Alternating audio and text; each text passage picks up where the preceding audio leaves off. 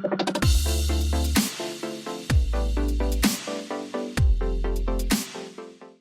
guys, this is Matt. Welcome back to my garage. So I've been tinkering with the lift for the last couple days, just basically getting the last of the connections made. So I have the hydraulic tank filled with, I think it was AW32 hydraulic oil. I've got my power running. I do have power at my control panel. I have checked that.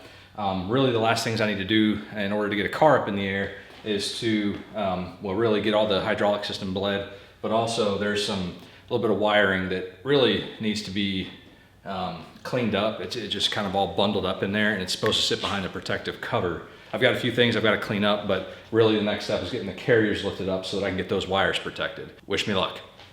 All right, so first thing I'm gonna do is get the power on to the control panel, which I think it's in safety mode. Yeah, so there's a green light that comes on once it's got power. So in theory, everything should be ready to lift. I do want to make sure that none of these cables could be pinched.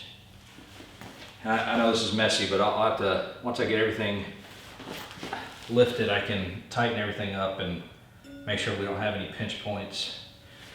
Right back here is probably where I'm most concerned, because there's like 5 or 6 rubber electric cables plus the hydraulic hose that could be pinched by the carrier. But looks like everything's clear, so let's see what happens when I give it some juice.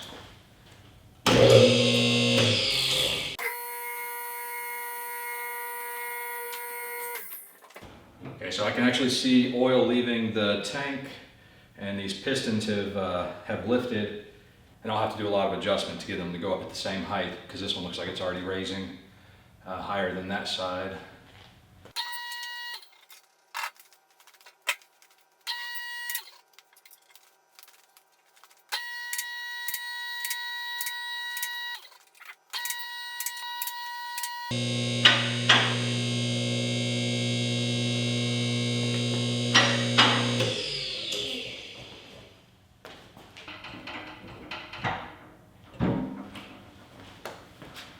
So I'm basically just checking to make sure that none of my wires got pinched, and I don't see any obvious leaks coming from any of the fittings.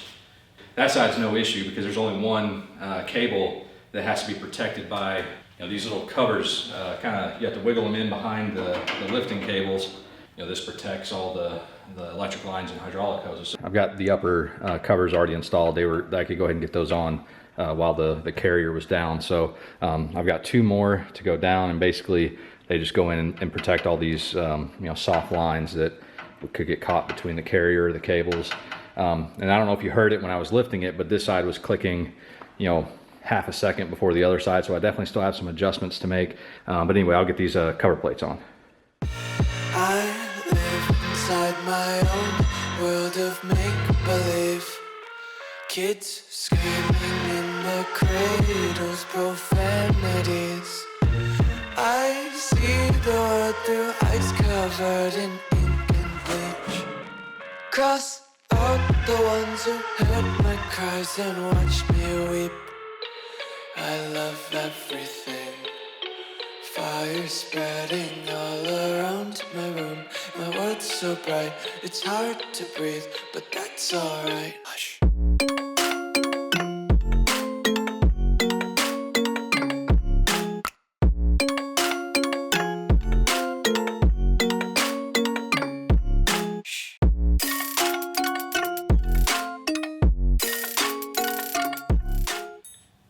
The last thing I need to do is level out the carrier. So basically you want them to lift at the same time. Some people suggest putting power side, just have it click just a half a second, very shortly before the secondary post, because that way for sure you'll hear the 2 clicks and that each one gets locked into place. So for now I'm going to go ahead and get both of these leveled out, but first I'm going to go get some dinner. To make the adjustments on the pulley cables, you need to start over here on the secondary post. On each carrier, there's a threaded rod back behind the hydraulic ram that has 2 nuts on it. Basically, one is your adjustment nut, and then you use the other one to lock it all down. But I'm going to remove any play on this side and then I'll lift it up and down, see how the clicking on each side sounds, and then I'll make all the final adjustments with the similar connection on this side.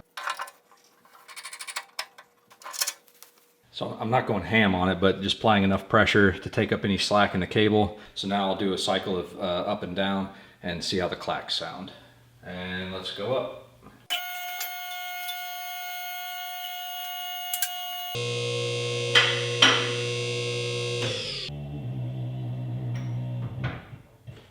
So I don't know if you picked up on that, but this one is still just a hair ahead of that one.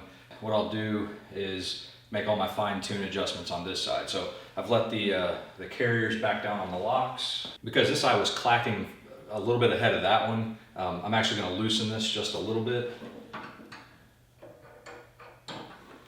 So I back this side off about maybe one full rotation of the lower nut. So let's see what that sounds like. I don't know if you picked up on that, but it sounded like the delay between this side and that side actually got a little bit longer. So I need to actually tighten this side more instead of loosening it.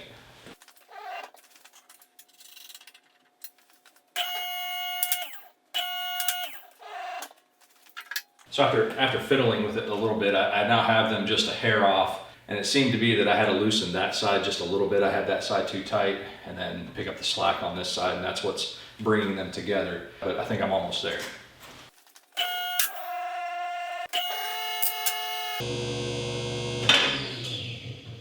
All right, so who knows what the microphone's able to pick up, but I basically have them just barely clicks ahead of that side. So it'll give me enough of a cue that both sides are locking. I may need to check it again once I've actually got load on it and things start working. The cables get some real tension on them. And that should be enough to get a car lifted, and I think that's it. There was already been a question on my last video about the safety switch, and there is a safety switch which I believe would contact the carrier so that it does set it at a maximum height. But in my situation, this carrier, I don't know where that'll trigger in relation to having a car on here. Having a lift in your garage will take a lot of care and a lot of paying attention to what you're doing so that you don't damage your cars, you don't damage yourself, and keeping a real eye on things as you're lifting a car, and not get complacent and like a year from now just willy-nilly lift a car. I think there's probably going to be always things that you're going to want to check on a regular basis. And what I'll probably do is put some marks on the post.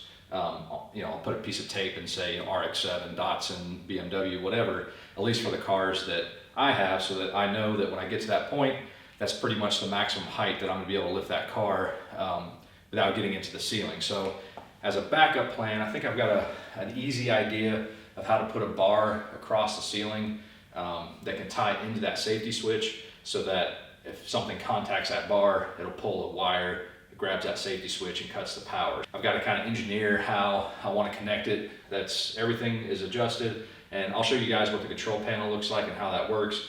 But really, I think the next thing we can do is bring a car in and test this all out.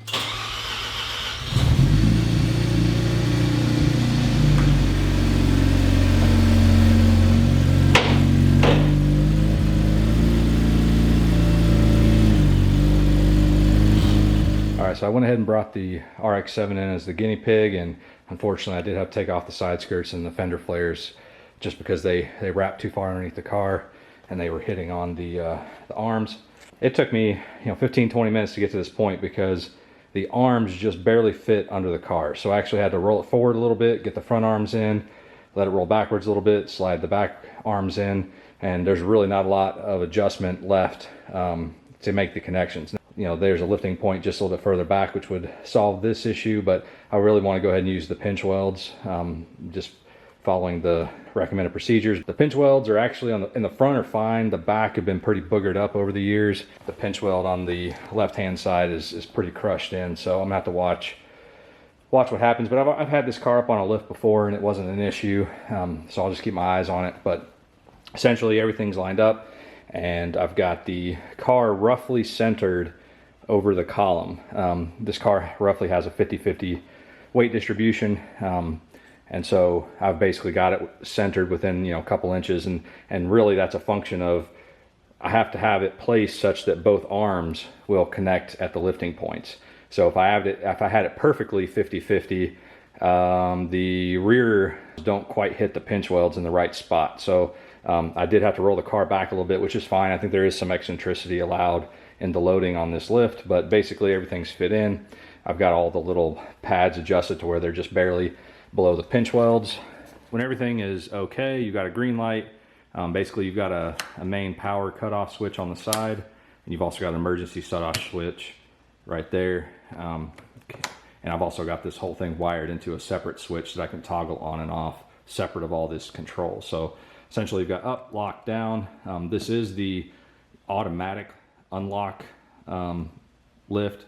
So there is no controls on the arms to release the safety locks. You basically hit the down button.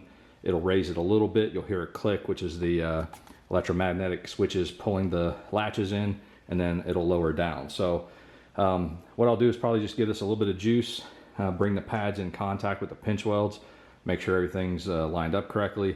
And then from there, if that's looking good, I'll lift it a few inches up off the ground, rock it a little bit, make sure it's stable, make sure I don't have any issues, and then I'll go ahead and bring it up to the first safety position.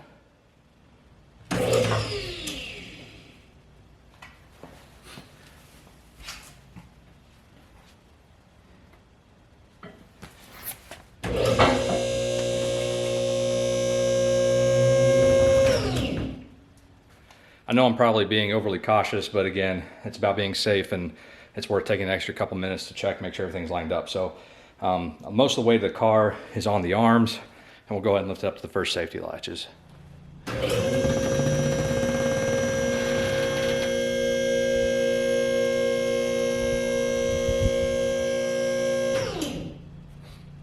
Once you have the full weight of the car lifted off the ground, is to kind of shake it back and forth, kind of put some pressure on it and wobble it, and that will make sure, hopefully, you don't have it off center.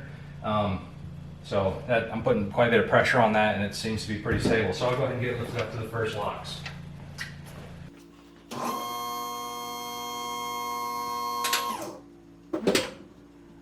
All right, so nothing tragic has happened, so I think we did okay for now. So what I've noticed so far is that the main post, which has the control panel, is still clicking ahead of the second post. So again, that's probably to be expected, because now that we've got some weight on the cables, they're probably stretching out a little bit and making some adjustments. So far, everything looks fine, no issues. My plan will be to lift it up and down a few times just to really kind of give it a little bit of a workout, show everybody how this works on this automatic lock. Now, when I hit the down button, it's gonna lift the car, just maybe 6 inches, and that's gonna get it off those the safety latches, and then it'll go ahead and let it down. But one thing I did see, it does seem to drop quite a bit faster than I would have expected, which is a little bit concerning, but let's see what happens when we go ahead and lower this down.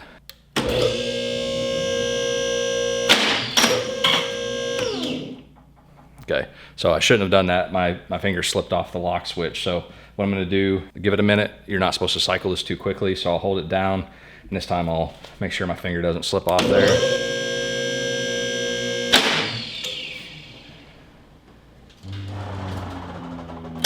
So I'm not gonna put it all the way down because I'm gonna lift it back up. I'll need to cycle this a few times just to make sure everything's good, but having this automatic down is pretty sweet. I have the garage door all the way open, and I don't know if I'll be able to get both of those in a clean shot. The RX-7, it's probably a foot or so overlapping with the garage door, but what that'll let me do is just barely close this door, and I'll still be able to pull cars in and out and get this up on its maximum lift height. Long term, I will go ahead and look at doing a high lift garage door, which will move the motor over to the side, and then the door will track closer to the ceiling. But in my situation, it's gonna be okay for now. This type of video it's gonna help probably 10% of the people that ever watch them, but I think it's kind of important, at least going through this process. This is kind of a big thing for a lot of guys and gals to put in their garage, and I had a lot of questions and kind of doubted if it was even really that possible. For me, this is going to be excellent. I'll be able to do a lot more projects, and again, be able to store an extra car in here. Hopefully now that this is installed, this will be the last of the commentary that I have, unless anybody has a whole bunch of questions about it. Go into my workshop and start working on my safety bar. So I'm gonna probably rig something up, but again, it's just gonna be a hinge and just some brackets and things and a little bit of wire. So it's not gonna be that involved. It's not gonna be 100% foolproof, because like on my BMW, for instance, the fin is probably the tallest part, and if I'm only putting the bar roughly centered on a roof, it's not going to catch that. It's just going to be important to be focused when you're using the lift and not dicking around and not paying attention. So anyway, I'm going to cycle this up and down a few times, set it on the lowest latches, and then head inside and enjoy the rest of my afternoon. So I'm going to catch you guys later. As always, if you have any questions, leave them down below. But hopefully in the next video, we'll get some work done. See you guys in the next one. Lullabies playing on repeat. Might as well just ride around the nursery and count sheep.